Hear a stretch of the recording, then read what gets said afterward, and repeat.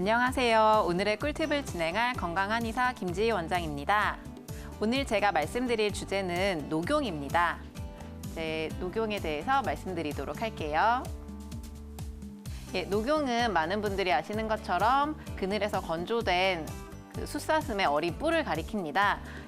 녹용의 효과는 보통 양기를 북돋아주고 근육과 뼈를 튼튼하게 만들어주고 그리고 기혈을 보충해주고 월경을 고르게 만들며 자궁 수축과 지혈을 돕는 효능이 있습니다. 녹용의 유효 성분은 글리코사미노글리칸, 히알루론산, 또 케라틴, 시알산, 우론산 등이 있고요. 이 외에도 인지질, 다당류, 아미노산, 그리고 칼슘, 콜라겐 등의 무기질도 다량 함유되어 있습니다. 이제 다음으로는 녹용의 부위별 명칭 그리고 특징에 대해서 말씀드리겠습니다. 사진에서 보시는 것처럼 녹용의 뿔이 이렇게 있으면 이제 위에서부터 분골, 상대, 중대, 하대로 나뉘는데요. 잘라진 단면만 봐도 어느 정도는 구분이 가능합니다. 사진에서 보시다시피 분골 같은 경우에는 이제 굉장히 기름기가 많고 촘촘하게 생겼고요. 상대는 비교적 치밀하긴 하고 그다음에 혈관의 흔적이 굉장히 많이 드러나 있고요. 중대나 하대 같은 경우에는 점점 내려올수록 이제 표면이 좀 성그러지고 그다음에 골질화가 많이 진행된 것을 관찰할 수 있습니다. 요거는 부위에 따라서 성분 함량도 조금씩 달라지는데요. 이제 위쪽으로 갈수록 셀레늄, 글리코사미노글리칸 이런 활성 성분들이 좀 증가를 하게 되고요. 아래쪽으로 내려갈수록 칼슘, 인 이런 무기질 성분들이 증가하게 됩니다. 이에 따라서 효능도 조금씩 달라지는데요. 분골 같은 경우는 흔히 알려진 면역력 강화 기능 그리고 성장 촉진 기능이 있기 때문에 보통 가장 많이 선호하시는 부위입니다. 그리고 상대 같은 경우에는 조혈 기능이 좋고 다양한 여성 질환에 응용할 수 있고요. 그다음에 수술 후 회복을 위해서 분골과 함께 사용되는 경우가 많습니다.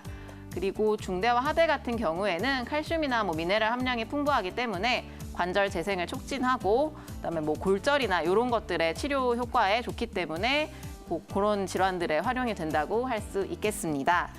다음으로는 녹용이 어떤 분들이 드시면 특히 더 좋을지 알아보도록 하겠습니다. 먼저 면역 강화와 성장 촉진 기능이 있기 때문에 좀 발달이 느린 아이라든지 아니면 남들보다 좀 쉽게 지치는 어린이들이 복용하면 키도 쑥쑥 크고 그다음에 몸도 튼튼하게 됩니다. 그리고 녹용을 가장 복용하기 좋은 시기 중 하나가 바로 이 출산 후인데요. 출산 과정에서는 우리가 피를 많이 흘리게 되고 그리고 관절이나 인대들이 좀 늘어나게 되기 때문에 관절을 튼튼하게 만들어주고 자궁 수축을 도와주고 조혈을 해주는 녹용을 드시면 굉장히 몸조리에 도움이 된다고 알려드리고 싶습니다. 그리고 이 외에도 만성적으로 좀 피로하시고 체력이 떨어졌다고 느끼시는 분들의 원기 회복이나 이런 데에도 사실 녹용이 굉장히 도움이 되고요. 이 외에도 수술 후에 체력을 좀 회복하고 싶으시거나 골절이 있는 경우 빨리 유합을 촉진하고 싶은 경우에도 녹용 복용을 추천드리고 싶습니다. 이 다음으로는 녹용에 대한 오해와 진실에 대해서 알아보도록 하겠습니다. 사실 첫 번째 질문, 제가 제일 많이 듣는 질문 중 하나인데요. 녹용을 먹으면 정말 살찌나요? 사실 그렇지 않습니다. 어린아이들 같은 경우에는 이제 성장을 위해서 녹용을 먹었을 때 키가 크기 전 일단 살이 조금 오르고 그리고 다시 키가 크고 이런 과정들이 좀 반복되는데요. 그것만 보시고 녹용 먹으면 살이 찌나 보다 이렇게 생각하시기가 쉽습니다. 근데 사실은 녹용 자체가 갖는 칼로리 자체는 굉장히 적고요. 오히려 대사가 떨어져서 신진대사가 떨어져서 나타나는 비만을 억제하는 데 굉장히 탁월한 효과가 있습니다. 두 번째로 한약 말고 녹용만 먹을 수 있나요? 이렇게 질문해 주시는 분들도 많이 있는데 녹용의 효과를 최대로 보시려면 사실 내 몸에 맞는 한약과 함께 드시는 것이 가장 좋습니다. 아무래도 한약 같은 경우에는 그리고 녹용 같은 경우에는 여러 가지 약재가 배합되었을 때 내 몸에 이렇게 작용될 부작용을 최대한 줄이고 그리고 효과를 최대한 높일 수 있는 방법이 되거든요. 이렇게 녹용 하나만 다리는 탕약은 단 녹용탕이라고 하는데 이것도 쓰이는 경우가 없지는 않습니다. 보통 단 녹용탕은 출산 당시에 난산을 방지하기 위한 목적으로 사용되는 경우는 또 종종 있습니다. 마지막으로 이제 셋째, 제가 가져온 녹용을 넣어서 한약을 다릴 수는 없을까요? 이렇게 말씀하시는 분들도 굉장히 많습니다.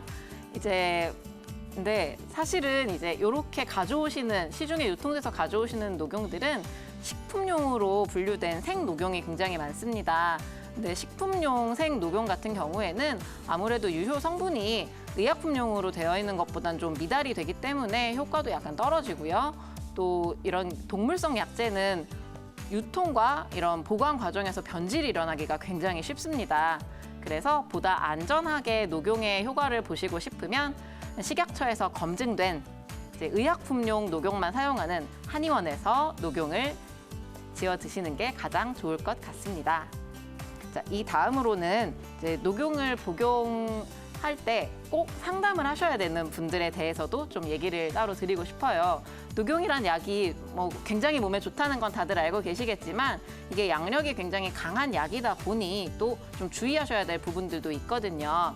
그래서 첫 번째로는 간량 상항. 이제 혈압이 굉장히 잘 오르시는데 또 뒷목도 자주 뻣뻣하고 좀 혈압약을 먹어도 혈압이 좀 조절이 잘 안 되는 이런 분들 같은 경우가 요거에 해당이 되고요. 두 번째는 바로 음어화왕. 이거는 이제 자주 피로하시면서 왜 오후만 되시면 자꾸 얼굴에 열 뜨시는 분들 있죠. 이런 경우를 말합니다. 그리고 세 번째, 외감 발열.